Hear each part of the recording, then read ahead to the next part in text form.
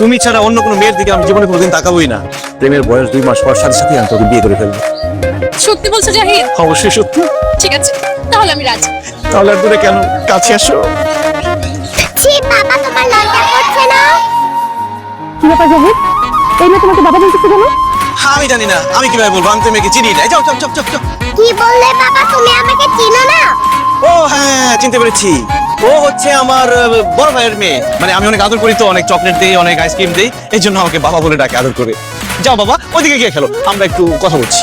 খবরদার বাবা, একদম মিথ্যা কথা বলবে না।